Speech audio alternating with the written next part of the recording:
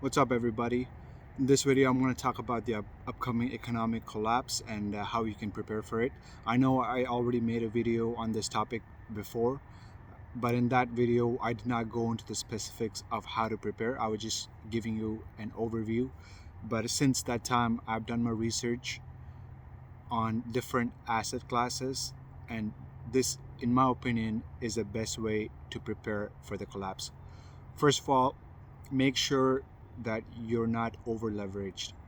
If you have multiple lines of credits, if you have a lot of debt that you owe to the bank, it is important that you start deleveraging it, because as the interest rate goes up, your monthly payment is going to increase every month.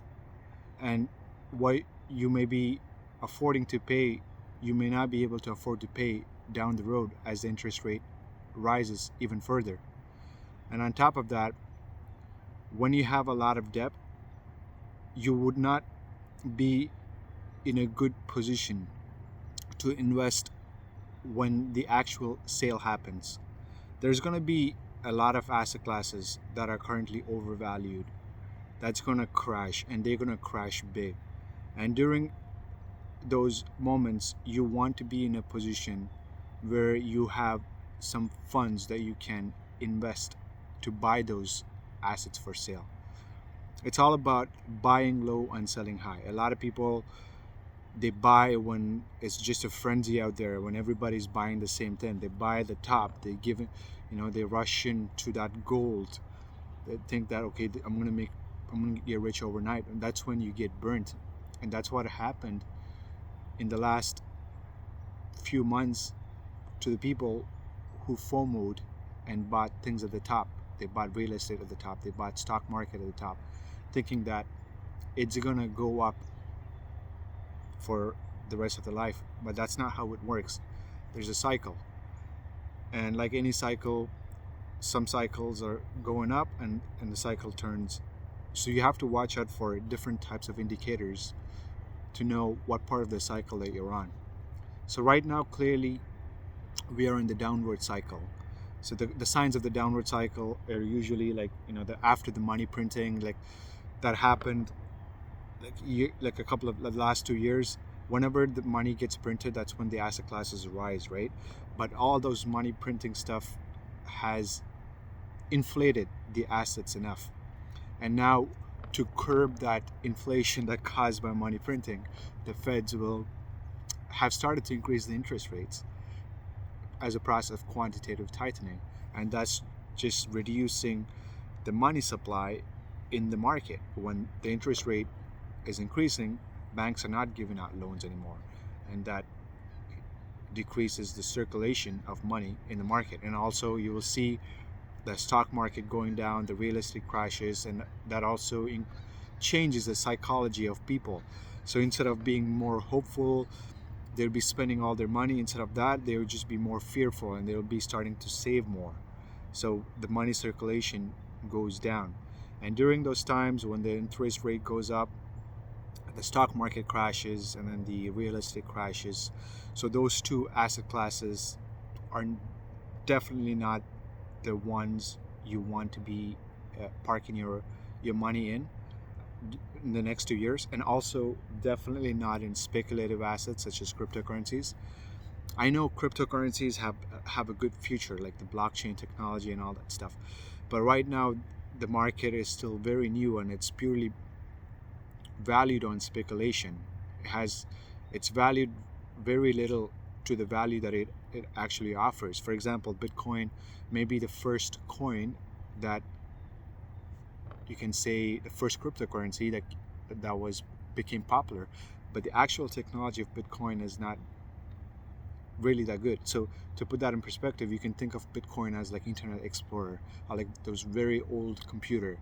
And there are other technologies other than Bitcoin that are way more powerful, but they have not caught on to the value because people don't really understand the cryptocurrency space very well. I'm just giving you this example because I want to prove that that space is purely on speculation at this point. and you have to be staying away from the speculative asset during downturn, because as it's all psychology, right? So during the downturn, the consumers may not have the confidence to invest in speculation. So like usually those kind of assets, they just tank. So if you're thinking about, the Bitcoin is bottoming out, now is a good time to get in, don't do it. You're just gonna lose money. The momentum is already downward. All right, so what can you invest in? From my research that I've been doing, I feel like in the next 2 years, gold and silver prices, they're gonna like either double or like even triple. The reason I'm saying that is because gold and silver, if you look at the chart, like just type in on Google, gold prices against inflation and recession, you will see that gold tends to do very well on every single recession out there. So I will even try to find the chart and put it out there for you to see. You will see that gold tends to perform well during this recession because it is a hard commodity, and it has intrinsic value as opposed to speculation. And you don't want to put your money in real estate because those asset classes are already overvalued, and you risk being underwater if you put your money in real estate at this point. I know it may be tempting, but I wouldn't do that.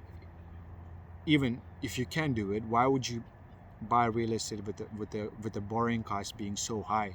Why would you not want to wait until the interest rate drops back down so that you can buy? And why would you risk being underwater?